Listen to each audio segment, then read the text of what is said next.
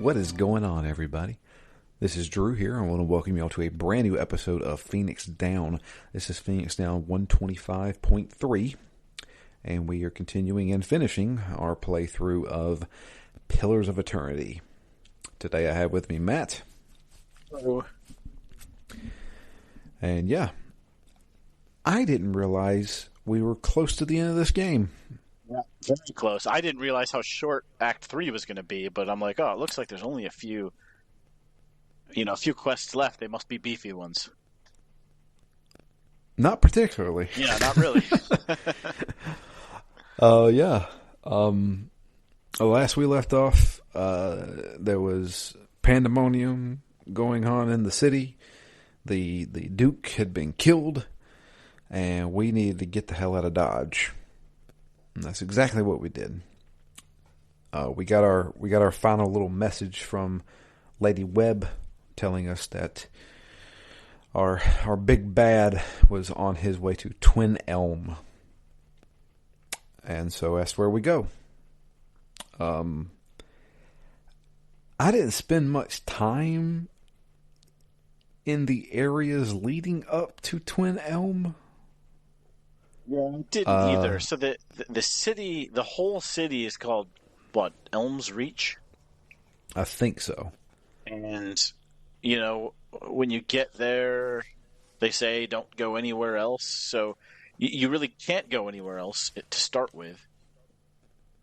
But then this entire first quest is just getting to Twin Elm, and that's it. Just basically walk to Twin Elm and you've done the quest. Yeah. Assuming these were going to be very long quests, this first one does not set you up that way because there's almost literally nothing you need to do. No, not really. Just talk to this person, and it feels like it gives you the illusion of you got to convince this person, but I don't really have to. All I have to do is like show her my Watcher powers, and she's like, "Oh, okay. Yeah. You guys should be good. Come on in." One of the more interesting areas once you get to like Twin Elm, that last area, like I appreciate the maps, which to your point, I do like to try and scrub all the black off of the maps, so Sure. I can actually see them all. But some of them, especially these ones in Elm's Reach, are kind of cool. Where you've got like you've got the giant Twin Elms with the Guardians. You've got this giant cave system that you can get to the entrance of. You've got this like kind of tree villages, and you've got this giant crucible thing. I don't know. I guess it's not that much different, but a lot of the other villages are more or less kind of standard fare for that time, right? There's taverns, there's houses, there's windmills, there's trees. This is the one that's got a little bit more of a fantastical vibe to it. Yeah. Yeah, definitely. Almost reminds me of like the elves area, like in Lord of the Rings, the Rivendell. Yeah, exactly. The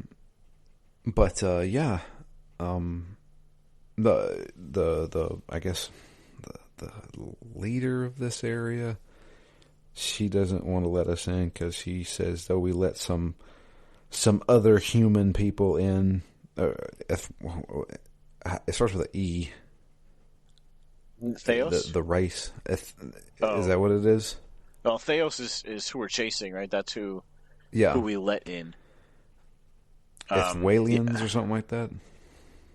Yeah, something like that. And we don't trust you guys, so we're not going to let you in. But then, of course, we use our Watcher powers, and we can find some of her ancient ancestors. And we can convince her by using those powers to say, oh, we know all about this place, and okay, come on in. It wasn't much of a quest, if we're being honest. Yeah. Honestly, I was thinking they were going to make us go on like some kind of a side quest where like, oh, well, prove yourself to us. Go do this. Exactly. But no, it didn't happen. So we go deeper into this area to the Twin Elm itself. And we reach these two woodland guardians who seem to be very ancient. Like sisters, they're two sisters. One of them is very skeptical of us. They're both skeptical of us, but one is very skeptical of us, and the other one's like, would you shut up? We kind of bicker with each other a little bit. Yeah. And we're like, well, look, we need to get through here. We need to find Theos. And they're like, well, he went through here, but he closed the entrance behind him. So you can't go in that way. All right. So how do you get in? Well, there is one way to get in, but it's you have to jump through a giant hole to get underground. And if you do that, you die. Okay, so how do we get there? It's like, well, there is a way to survive the fall if you have the blessing of the gods. So what do we need to do? Well, you need to go talk to the gods and gain their favor, and they will possibly help you. So we go in to the, I guess, the sanctuary. I don't know, what would you call this place? And just so. I mean, it looks like the prayer vault for where they pray to all the different gods. Right. So it seems... And one of the things I don't really understand, right, is there's these multiple gods that we talked about on the last recording a little bit. Mm-hmm. But again, like how they all sit relative to each other, even just within this Twin Elms area, you've got different factions that pray to different gods that believe different things. So does the whole world have this as like the central kind of Mecca place where they commune with the gods, or is this just the Elms Reach shrine, if you will, and there could be other ones like this elsewhere? Good question, and I don't have the answer to that. The fact that this was the destination, the fact that this is where Theos went, makes me think it's the only one. Yeah, that's what I'm thinking too. And the fact that all the gods are represented here, but makes not all me feel of like them. it's a little bit of like a Switzerland, right? You know, we stay neutral, anyone can come, but they don't let anyone in. So who's coming here to pray to these gods? Or maybe that's what used to happen, and then they shut down access. So I didn't really understand how this area fit into the lore of how everyone worships these gods. Right. And see, that's the thing, is like, they're not all the gods are represented here. There's 4 gods represented here. But I'm a priest. I'm a man of the cloth. I looked up who my god was. Guess what? My god's not on that list. I was thinking, this is going to be easy. I'm going to show him, hey, I'm a devoted follower of you. I need your blessing. And he'd be like, no problem, come on in. But he wasn't there. Another thing, Elder, or however you pronounce his name. Elder, yeah. His god's not there either. Maybe this makes more sense then. Maybe this is just where these gods are prayed to, and then elsewhere in the world where other gods are more popular, then they've got their own way of doing it. Potentially. That's what I'm assuming is what's going on here. So there's only the 4 that you can pray to here, but in that central room, aren't there like constellations that represent like a dozen different gods or so? Possibly. Yeah. There's a lot more than just 4, I'll say that. So we have to choose a god to pray to possibly get the blessing from. Is there any rhyme and reason to who gets picked here? They request different things from you, apparently. Which is where I thought they were going to... I'm like, this is where it gets long. They're going to make us do all 4 god quests until we have a combined power to get us into the underground. Right. But they don't. You only have to do one. You only have to do one. Who did you choose? So obviously you have. I assume you have to listen to all of the stories. Maybe not. I went through and I listened to all four of the. Had all four sets of visions where you get a little bit of a story. Uh huh. I ended up picking Barath. Okay. What was he wanting you to do with the souls? So he basically shows a vision of a path, and he basically highlights two people that have evaded death. And basically, he says the natural cycle is that people have to die, but people in the world keep trying to find ways to circumvent that and live forever. And so you get this one vision of a dwarf who's so old and the skin is sagging off his face. So he basically dips his hand into some blood, smears it all over his face, and everything tightens up and he gets young again. Okay. And then you talk to somebody or you get shown a vision of the other person on the road who is like part free and has been using like the devotion of the followers as like basically mining energy from all the followers such that she can stay young. And so the Bareth basically says, there's Bareth and then there's this like pallid knight, and basically they're saying we want you to end these, basically these atrocities of people extending their life too long. We want you to take these two people that are living essentially forever and kill them and then come back to us. Okay. So your quest is basically to kill those two, the leaders, a dwarf and a half tree person. Okay. So And did you do that?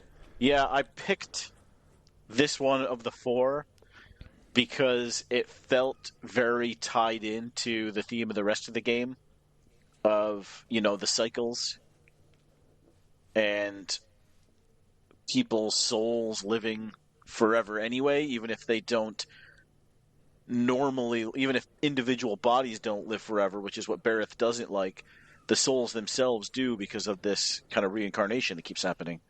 Right. Um, so I kind of thought that was an interesting part of that story. An interesting analog to the reincarnation. So I basically went to kill this druid because it was in this temple. So it was in the Blood Sands, which is that cave system that you can see in Twin Elms up in the upper left. Uh huh. So I went down into those caves, and they were doing these rituals, and you get a little bit of a uncertainty as to whether this was at all kind of accepted by the sacrifices, right? So there's a guy laying on a table who says, "Yes, I do this of my own free will." But then as soon as this archdruid like stabs him with a knife, he starts to try and get away, and he writhes, and it seems like maybe he didn't really want to be there, but the end result is that he's sacrificed and his blood is used for rejuvenating the archdruid. Gotcha. So it's weird that they just let you walk all the way in. You walk right up onto the platform, and then you basically just talk to the guy and says, "Yeah, Bareth doesn't like what you're doing, so I'm here to kill you." And it took me about 6 or 7 tries to kill this guy because as soon as you do, you get all kinds of elementals and cultists and other people like from within this group. They call them the Ethic Knoll.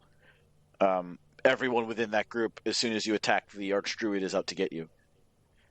So it took me a bunch of tries to get to kill the Archdruid, and then I was stuck because while I was able to kill him, I could not escape that area. There were too many other people, and there's no way I could do it. I couldn't get out of there. I tried to use scouting to see if I could sneak past people. That didn't work. Um, And basically, from that area where I killed the Archdruid, you have like two options to get back. Both of them are loaded with probably a dozen or more enemies. And then you have to fight another like six right at the front door before you can get out. So no matter which way you go, you end up basically the giant fight with the Archdruid, then another dozen, and then the final six to get out. And I'm like, look, I just can't do this. I just don't have enough firepower. I don't have enough life. I don't have any way to refill my life, right? There's so many ways, as we said, to refill kind of your stamina, but my life was low on two of my characters, and I just said, you know what? I can't do this. I need to go down to easy or story mode. Mm. Which I actually didn't need for the other one. So once I did that, I was able, story mode is a lot easier. And Yes, it is.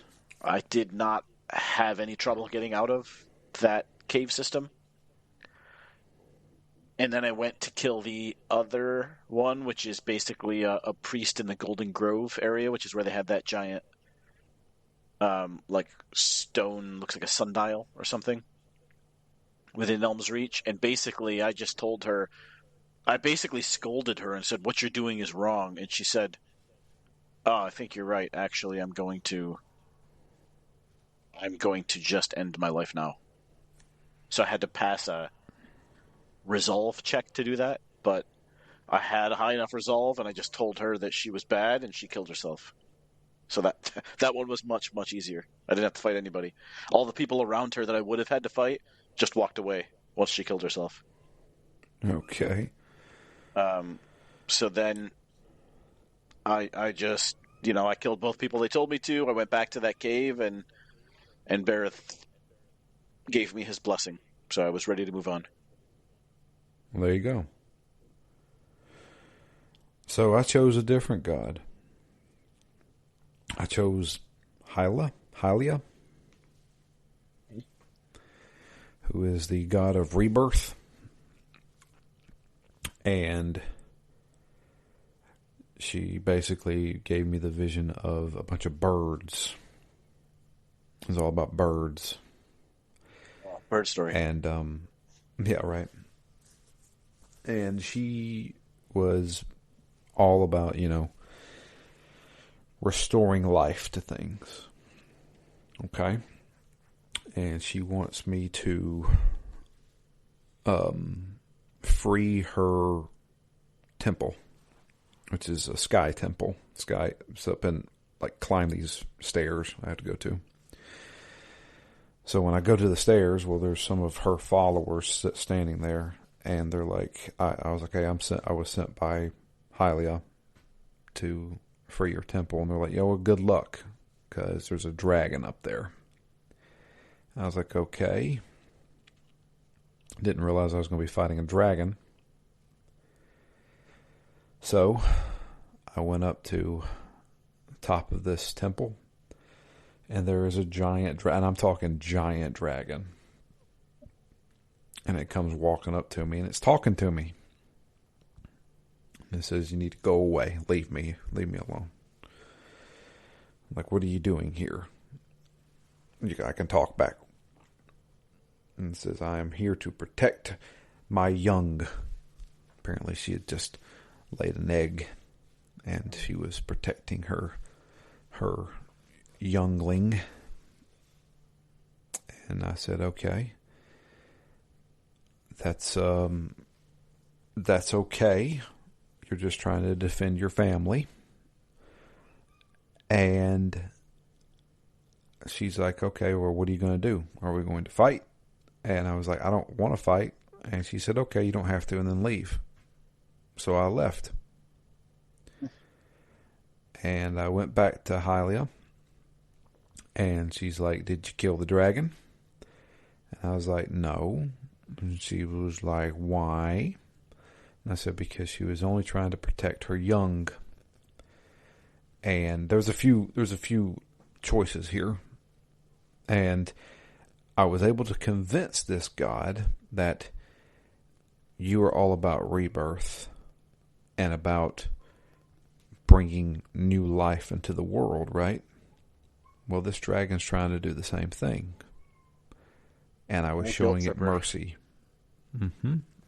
And she said, okay, that's fine. You have my blessing. So I didn't have to fight Jack.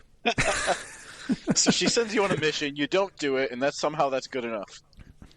Hey, I was able to sweet talk this god into saying, all right, so whatever. Yeah, that's cool. Yeah. And so I was like, all right, well, that was easy. Literally, that took me like 10 minutes. I went up to the mountain and talked to I was like, I really don't want to fight this thing because this is going to be hard. And so I was like, I don't want to fight you. Okay, then leave. All right, I'm leaving. And then the quest updated, and I was like, oh, I guess I can go talk to. I was like, I think I got quest failed because I didn't kill this dragon. So I went back and I started these conversations, and I was just like, well, maybe I could, talk to her and say, no, this is about life. This is all about life, right? And it worked. I'll take it. Cool. So my god, Hylia, she told me that when we finally defeat Theos, you need to do something with the souls. And she told me, if you get my blessing, you have to do this. Release the souls back into the world so that they can be reborn or go back into the bodies that they came from. And I was like, and I had the option, okay, I'll do it, I'll think about it, or no. And so I told her, okay, I'll do it. Did your God want you to do something with the souls? I think just put them back into circulation. Okay. Like send them back into the cycle or whatever they call it. Right. Okay. But what Barath also said was, I think, something along the lines of, you need to end Theos because, like these other two, he is evading the cycle. Right. The soul is, the body is supposed to die, and the memories, and then, the cycle is supposed to start fresh, and he's not allowing that to happen because he keeps his memories going, and I need you to kill him. Gotcha. Which I should have paid some more attention to, because I like that they give you their blessing, and it's almost a conditional blessing. Right. I'll let you in, but you need to do this for me. I wish that something like this had happened in the very beginning of the game, because I think it would have prevented some of the apathy to the gods. I'm almost thinking something like Dragon Age Origins again, where you have to go on do a quest for each of these gods to understand them, and then you pick which one you align to or something. Right. Because if you had done that then, and and that mattered now, because it's weird that you go into this cave to seek the blessing of a god, and it literally doesn't matter which one you pick. That seems weird to me.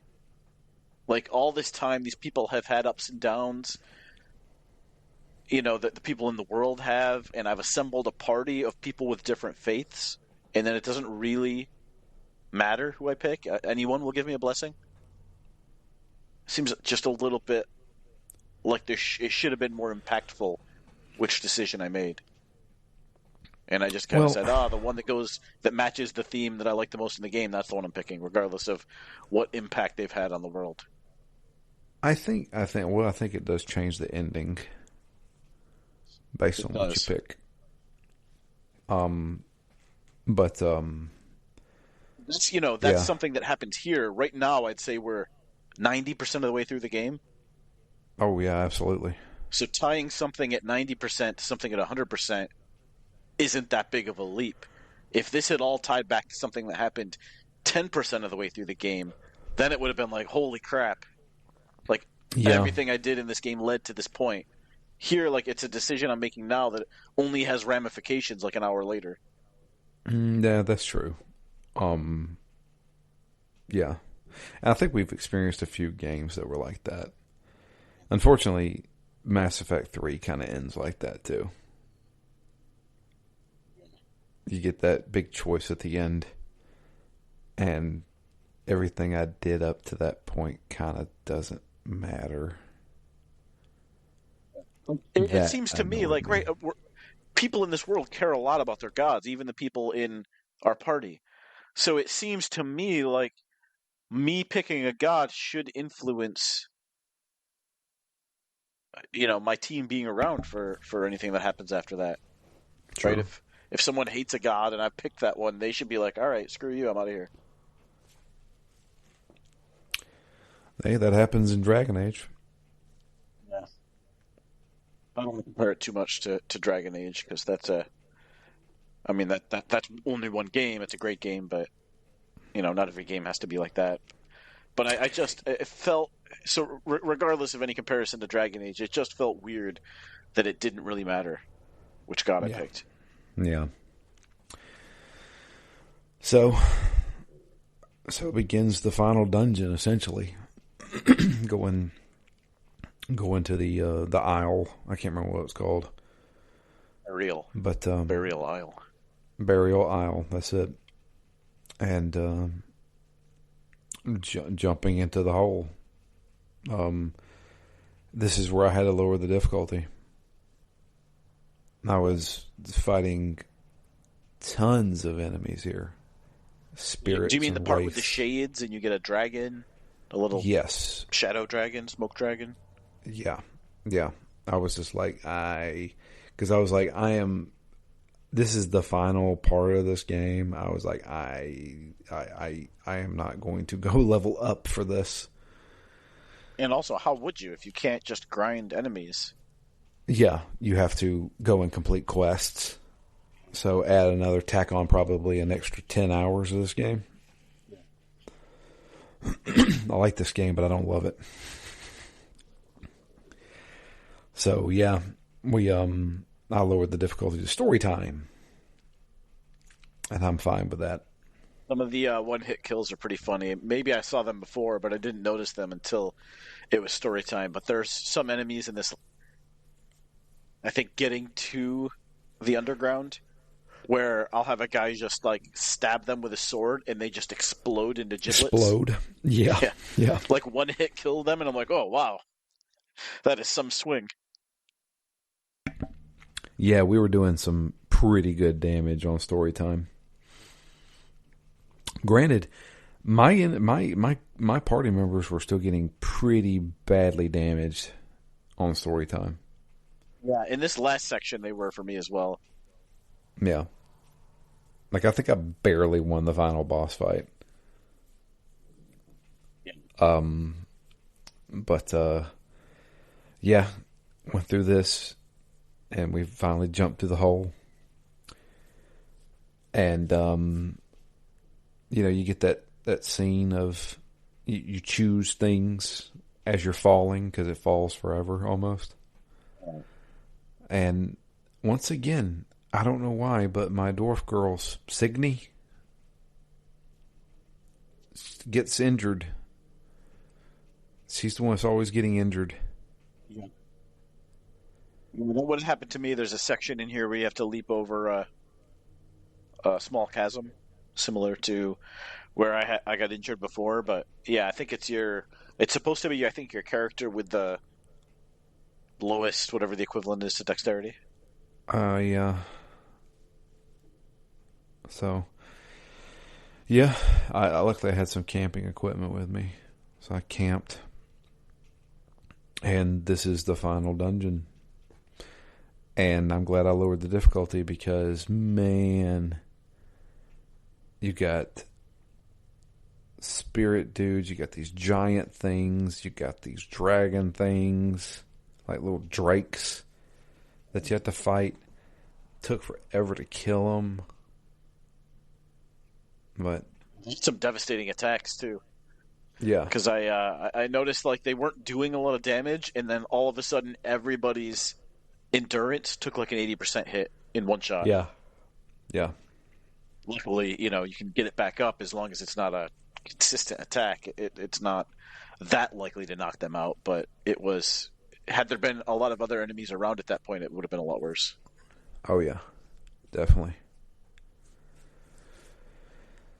And yeah, we make it to the inner sanctum where the final machine is, soul machine or whatever they're called. I don't know what they're called. A lot of Um, times they just refer to it as the machine, right? the machine, yeah, that's called a machine. Now, one thing we have been skipping is that we've been getting visions.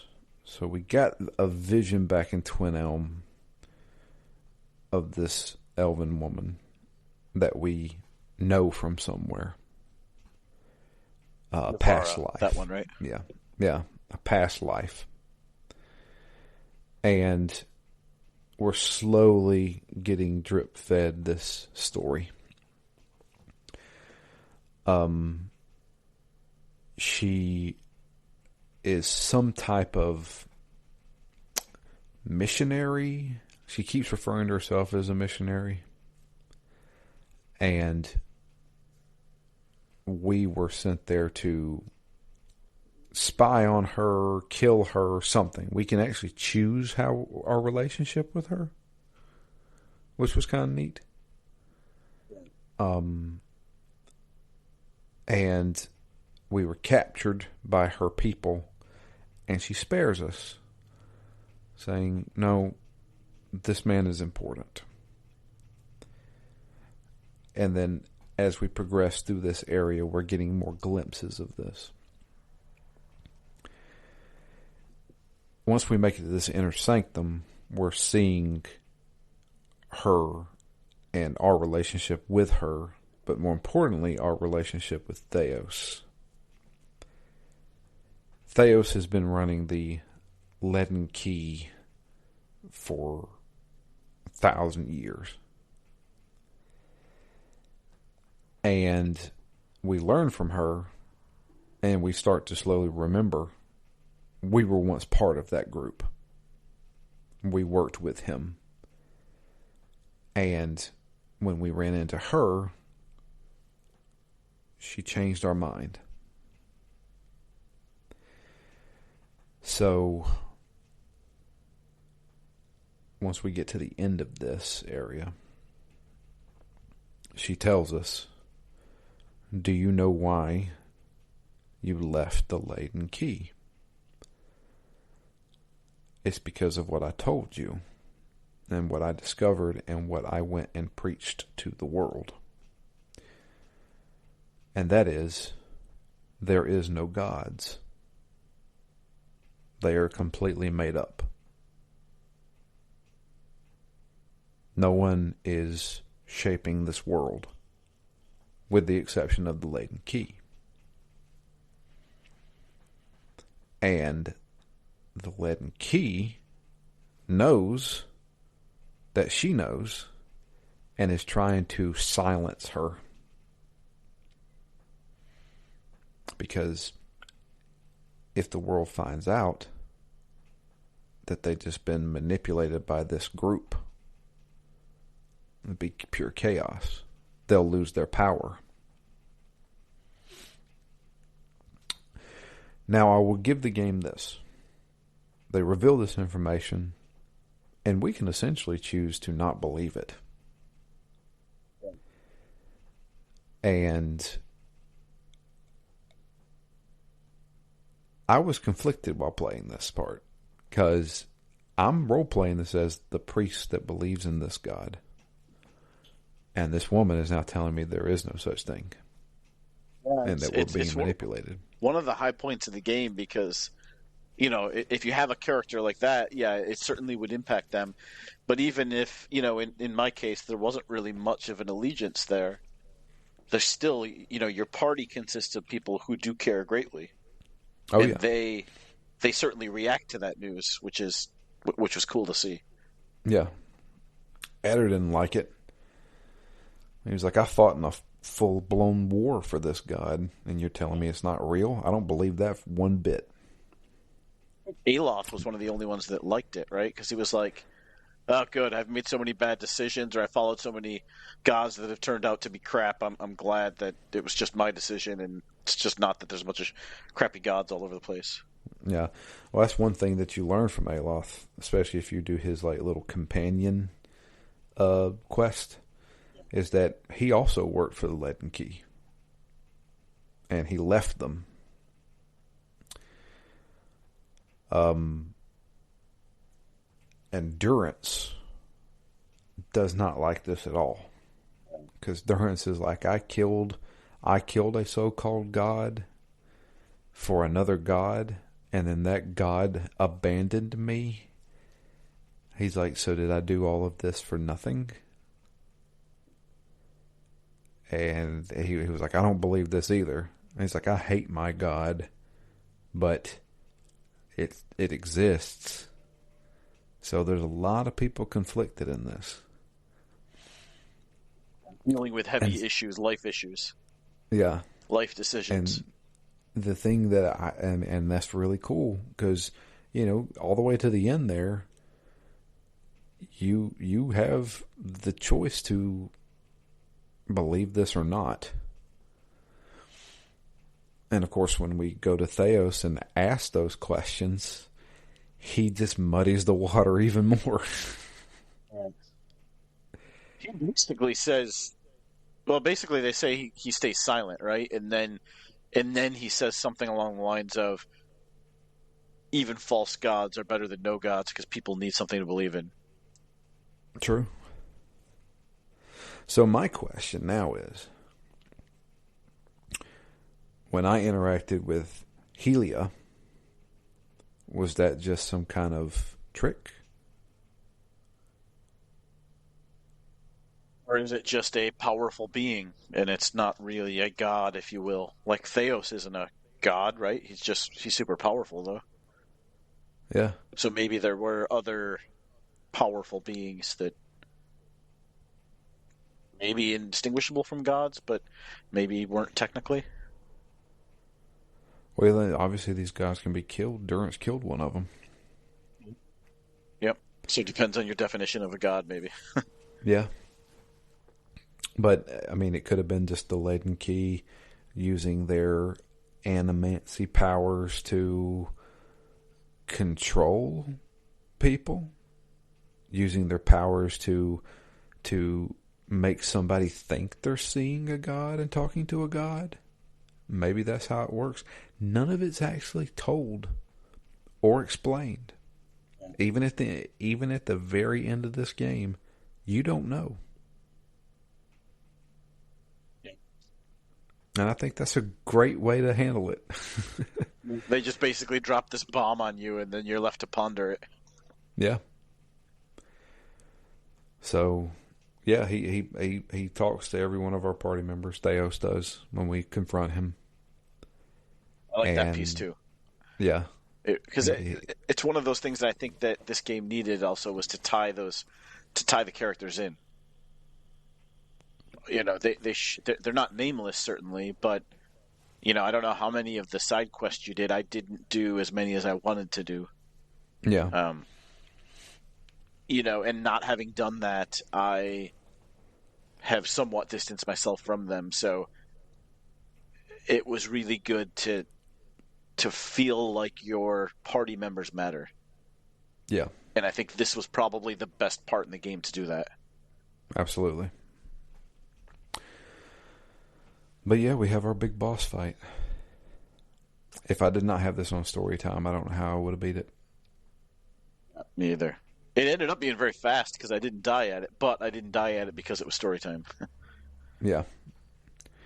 I did have a party member go down. In fact, it was my main character.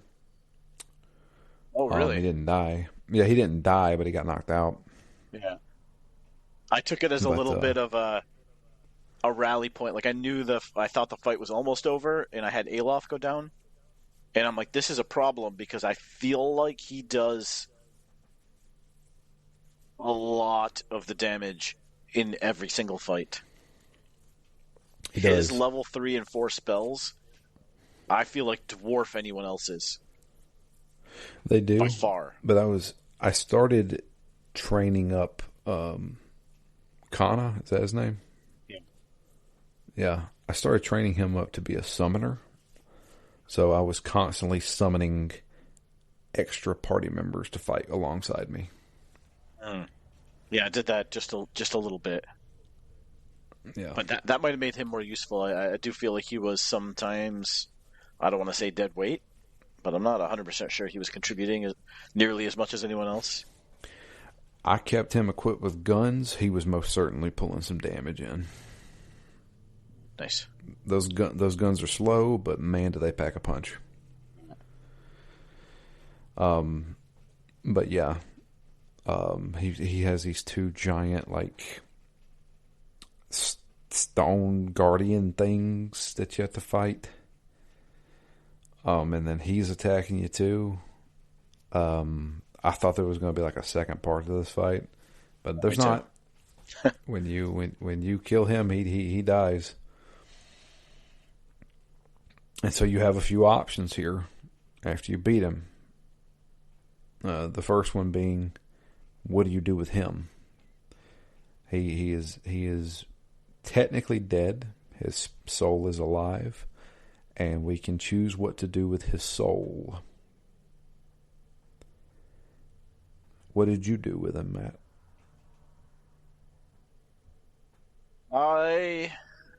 At this point, I should have been thinking about what my god Bareth told me to do to get his blessing, but I was not. I was only thinking about what my character would do, and I felt like he was a little bit of a, kind of a middle of the road, kind of a let's do the right thing, the best thing. So I picked the last option here, which was to scrub his memories and just put him back in the cycle. Okay. So I did not kill him. I did not. I don't know what some of the other options were, but I basically just chose to let his soul live, but live without any of the memories of what he's been doing in all these lifetimes. Gotcha. So that was one option. The other options were to tear his soul apart, basically destroy his soul, imprison his soul in this prison area, or release him back into the ether. Seems like the most destructive one. Right. So I chose to imprison his soul here. That was my second choice.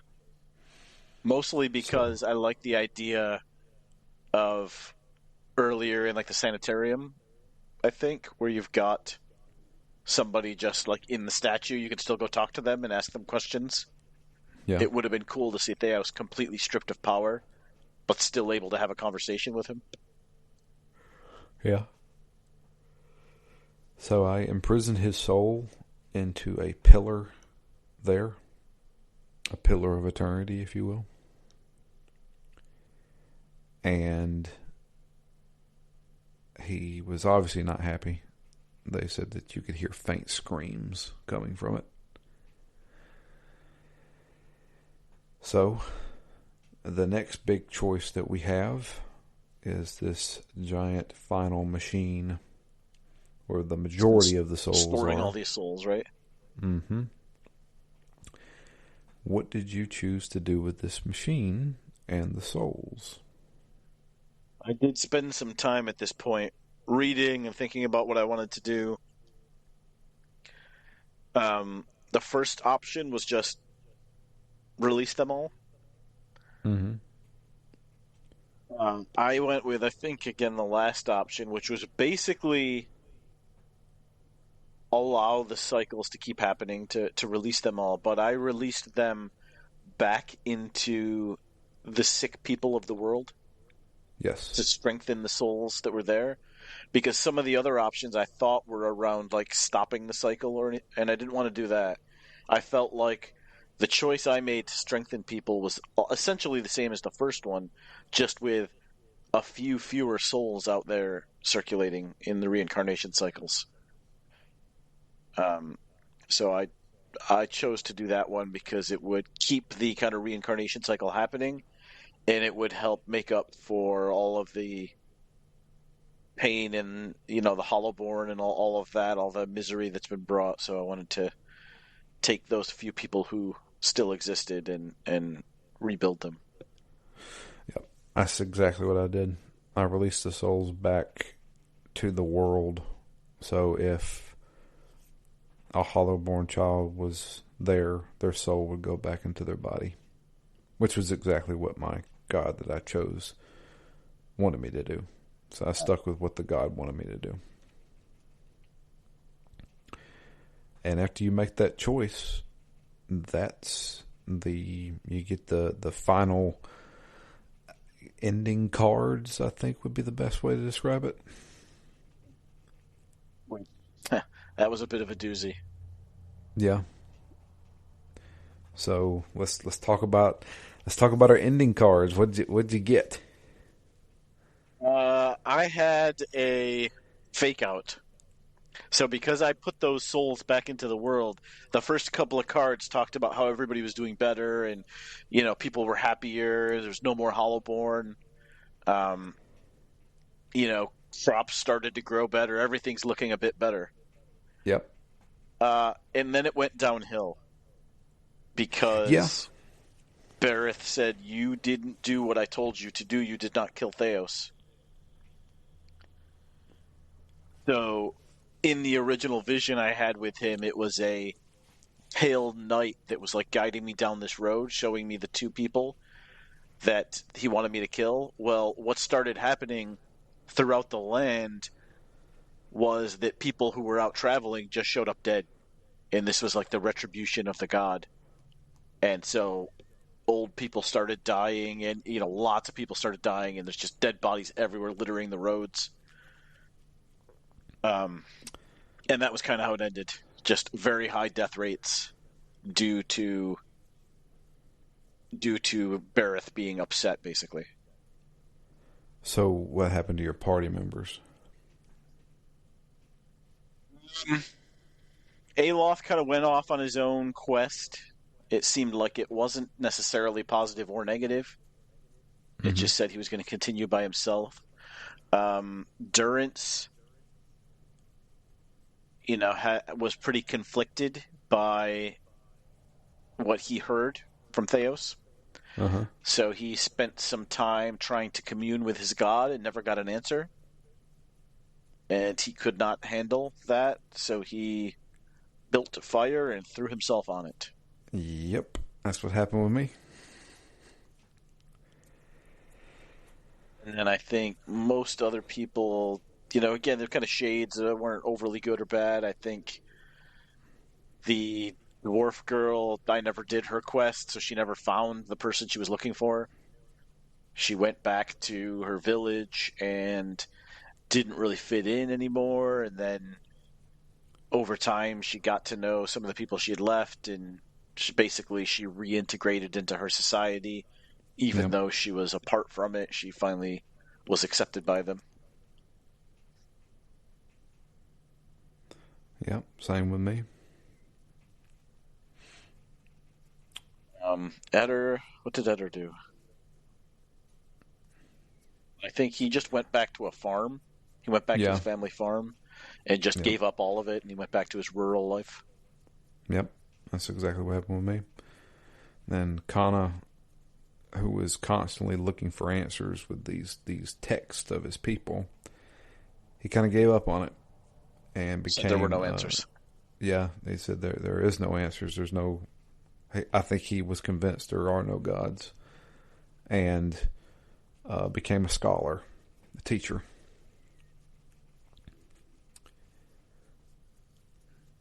And then you had another party member too. What happened with them? Well, Palagina? Mm-hmm.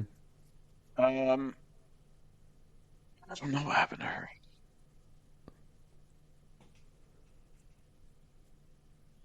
Huh. I don't remember what they said for her. Well, I never had her, so. But Where yeah, she was kicked I out of her clan or circle that she was in, but that's all I remember. so So I very got a positive. lot. I got a lot of the same ending. So I did the Hollowborn thing where some of the souls went into the Hollowborn children. People were happy. Of course, there were some parents who ended the lives of their Hollowborn children, and they were sad because, well, you killed your kid, so there was no body to go back to. But those souls went back into the cycle, basically. Yeah. There was a quest that I did that I don't think you did. So if you remember when we were the first town we went to with the hanging tree, Mm-hmm. if you remember, they talked about the duke that ran this area, who had a Hollowborn child. Yeah. I went to that place and tried to convince him to stop being a douchebag, and he said no. So I ended up killing him. In the Well, quest or in this final card? in the quest. Oh wow. So everybody in the town was kind of happy that his tyrannical reign was over with. There's a caveat to that, because when I released all the souls back to their bodies, he went back and became like a dark, evil ruler who then took back over that area and now rules it with an iron fist, and everybody hates it.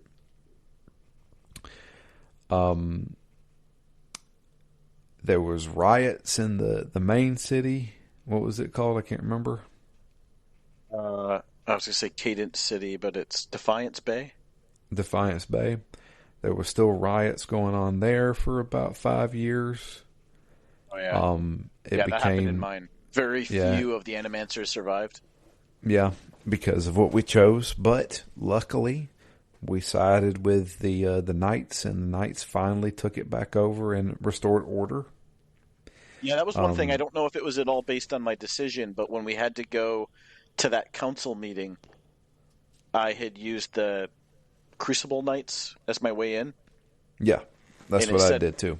they basically like gained a lot of power because of their role in squashing animancy. Yeah.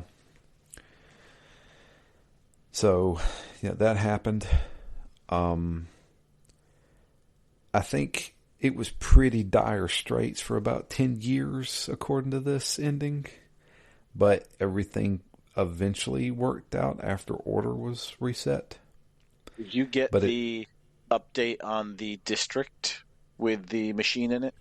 yes, somebody reactivated the machine. And the I same think thing happened. the lead and key reactivated the machine because the lead and key still exists. There's still followers of it and stuff like that. They Which was one of the reactivated big it. decisions right at the end, right? What do you want to do about the leaden key because it has no leader? I thought it gave you the option to do you want to be the leader I think or it did, yeah. do you want to leave it leaderless? Or I didn't choose to be a leader. I said, yeah, leave it leaderless. I figured at that point they won't be strong enough to regroup without Theos's influence. Apparently that was a lie. Yeah. So, yeah, they reactivated that machine, and that district turned into zombie land again and was basically just closed off for good. But yeah, like I said, for about 10 years it was pretty rough, but order came and everybody seemed to be okay. I remember the ending saying that people continued to worship the gods that they had chosen. And then my character still had things to do. And that was it. Yeah. Not too dissimilar in the end. Yeah. I did not anger a god, so there was no massacre. Yeah, there certainly was for me. Yeah, Which is, I guess, probably why I had a bit more of a negative outlook. I'm like, yeah, people survived, but it wasn't good, right? yeah, Part of that city is still closed. I guess the knights were still there, so I think Defiance Bay regained, I think, some authority generally in people's lives. But with all these people dying due to Barrett's rule, I would have said it was overall not a very positive ending. yeah. There was it was mine was kind of like a middle of the road ending. There was a lot of bad that happened there, but there was some good. Yeah. So yeah, that's those are our endings. So how do you feel about it, Matt? I'm a little About the torn, same? I think, as we've kind of mentioned throughout, because this game hit some really good highs. Sure. I felt, as we said last week, I still just kind of throughout this felt like I was at a little bit of arm's length from the immediacy and the caring, like I wanted to be. I wanted to be in it more, Yeah. and cool things happened, but I felt like I was just watching them unfold from a vast distance. Right, because you don't get the cutscenes, because you don't get the big character artwork, you don't get the emotion crossing people's faces. Um, I really like the lore. I would love to read a book set in this universe. Yeah. Um, and I really liked the ending. It came fast. I feel like this whole third act I expected to just be a lot longer, but what was there I thought was pretty good in raising the questions. For me, the three acts were so distinct. Um, had they tied a little bit of the lore into the story earlier, such that I was able to interact with some of the gods earlier, or make decisions, or see the influence of the gods more than I think I would have liked it just a little bit more. But maybe if I were to replay this, I'd say, oh yeah, it was all there. I just didn't know. I wasn't in it enough at that point to know, Yeah. right? Because a lot of that stuff is brought up in Act One. I just I didn't have a lot of context for it at the time, and I think again, maybe cutscenes would have done that, or maybe just a little bit of a structure where you make some choices related to the gods rather than just seeing what's happening in the world.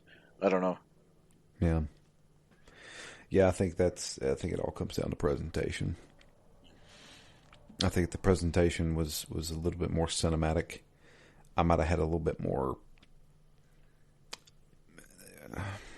I guess I would have been into it a little bit more. Yeah. That'd be the best way to describe it. I think that's probably the biggest thing for me, but a not too distant second for me is combat mechanics. I thought were fine, but I think I said this last time. I wish they forced you to use strategies or other spells or other techniques throughout it, because I feel like really there was only I went through and I got some value out of setting my lineup, my formation. I thought that was pretty useful Sure. because I spent some time tinkering that. So I liked the fact that I could get that to where I wanted it and have people protected. And I was like, I feel like I've protected that person. I like that. That's a thing I've done. But when it came to the spells, I found myself just using the same three or four spells almost every fight because I'm like, these are the ones that I know what they do and I can see the impact of them. Um, so That's a the big little, thing. it's a little bit of not really knowing what's happening. I mean, I can see on the tiny, tiny little character portraits at the bottom, I can see that there are even tinier images next to it to show you what kind of buffs and debuffs they've got on them. But 9 out of 10 of those, I don't know that I could tell if it was on or not, other than whether that square was present. Like I didn't feel like they mattered. In the same way that I don't feel like the equipment mattered that much because I didn't get that much equipment. And even when I would get equipment, I was like, I can't tell if it's any better. So Yeah. I feel like a lot of the empowerment that I felt like I should be getting from the decision making, I couldn't make because I'm like, I don't even know if it matters what decision I make here because I don't know if what the spell does, or I don't know if the sword is better than the other sword. So I feel like on the formation side, I got what I wanted, but I feel like on the if you're going to have that much equipment, I picked up hundreds of pieces of equipment in this game, and they might as well have just been a coin each for all the value I got out of them because all I did was sell them. And I didn't think there were that many almost none that changed the play style. There I didn't get any that really synced up. There was just a couple of points where there were some spells that said that they would make an enemy, let's say, more susceptible to fire damage. And I'm like, oh, now I can use this because I'll pair this person doing that spell with either a sword that does fire damage or Aloth spells, like he's got flame spells that then could do more damage. So there was just a hint of kind of synergizing spells or weapons and spells. But throughout the entire game, I did that maybe once or twice. Not it was never really a part of the game for me. It was just something that maybe existed that maybe I could have gotten into but didn't. And there's just those are for me kind of critical systems, the entire equipment system and the entire magic system that I never really got into because it wasn't evident to me that my decisions mattered. Right. That's the thing, that being able to see that a certain ability is making a difference. I can see when I cast this protection spell that there's a light that shines over my characters, but it doesn't really show the impact of it. And I think it's just because of the way the game is structured. My character's still standing there. He's still showing the exact same animations. There's a disconnect there. So I didn't. There was spells I never even used that I learned. Didn't And even and bother to look at them. I spent a lot of time trying to stack like defense bonuses and healing bonuses when I would go into a fight, but I wouldn't really know like if this character like what's the best one to do first or second. Like I don't know because I don't know which one of these is better. Or Yeah. I didn't really know. I mean, I guess that they had individual durations, a lot of them. So what I was trying to do in a lot of fights was like Durance, for example. The first three things I would have him do would be cast areas of healing, but I wasn't totally sure if that second one was going to negate the first one or stack with the first one or what exactly it was going to do. Yeah. I don't think the explanations in this game were that great. It's I too don't bad know. because I'll bet a lot of it was there, but the fact that I never learned it and the fact that I never really needed to use it, not because the There game were. wasn't difficult enough, it certainly was in certain parts, but I don't feel like they ever kind of said, hey, these types of strategies will work in this situation and these other types will work in other situations. So they never led me to use different combinations or strategies. And so, like I said, that stuff was probably there in the game, but I just didn't connect with it. I didn't have fun picking out which spells I was going to use because I just like I couldn't tell if it mattered. Yeah. Yeah. The same way with me. I don't know. I feel like overall I enjoyed the game. I enjoyed the story and the characters and the lore. The combat was second pretty much the entire time for me. And I feel like if it was a little bit more cinematic, I would have probably connected better with it. But it wasn't like I just disliked it or anything like that. Every time I sat down to play it, I was like, all right, let's see what happens next. And I feel like it was paced pretty well. It ended up being a shorter game than I expected it to be overall. Yeah, Whenever yeah, I see an definitely. RPG like this, I assume 50 to 60 hours. And I don't know what my end time was on this, but I can't imagine it was much more than, I don't know, 20, 25 the most. I would say 20, Yeah, 20 at the most, maybe. But that yeah, feels about right. well, there you go. Pillars of Eternity. A good Not a bad foundation, game. though. I'd love to see. I'm really curious now to see what's different in the second one. Yeah, Because I if don't they know. just say more of the same, I don't know that I'd be too interested in playing it.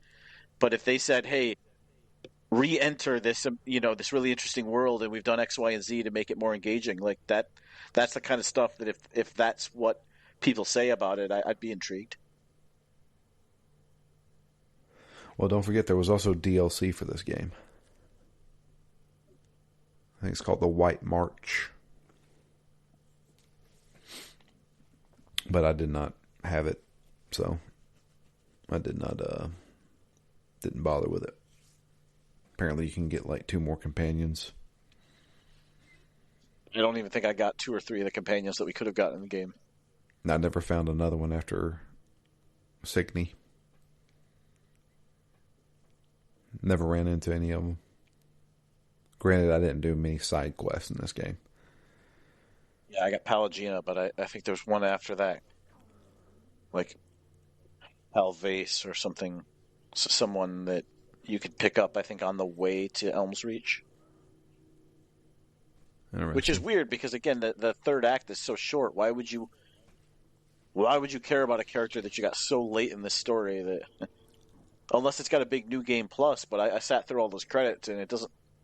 I didn't get any big new game plus or any indication that you can or could go in and wrap up all those side quests. I don't think you can. I think there's just like a point of no return where you can keep a save and Yeah. go back if you wanted to. Yeah. Maybe this was meant to be a 50-hour game. It probably was, but I didn't play it that way. But that's that's it. That's Pillars of Eternity. Our next game, Matt will be out doing his November writing assignment. But I'm inviting Anthony back on, and I guess we're sticking with spooky time because we're going to be playing a game called Phobia. Saint Dinfna Hotel. I don't know how to pronounce that word, but it's mainly just known as Phobia. I picked this game up on the cheap, probably about a year. Well, it wasn't a year ago. It was earlier this year, I think. Anthony's played it before, and when I mentioned it, he's like, "Yeah, we got to do this then." So there you go. Kind of a Resident Evil-ish Silent Hill kind of game, I guess. First-person shooter with puzzles and stuff like that. So excited to jump into it. If you'd like to send an email, it is drew@ztgd.com. You can also follow us on X, Twitter, Twix, whatever you want to call it. I am at DML Fury. Matt is at REMGS, and the podcast itself is at ZTGD Phoenix Down. But that is it for Pillars of Eternity. I appreciate everybody listening. Thank you so much. Send in some emails. Let us know what you thought of Pillars of Eternity, or what you think of Phobia, or any other thing. Whatever's on your mind, just let us know. But that's going to be it for us. Until next time, I'm Drew. And I'm Matt. And we are out of here. We will catch you guys next week with the beginning of Phobia.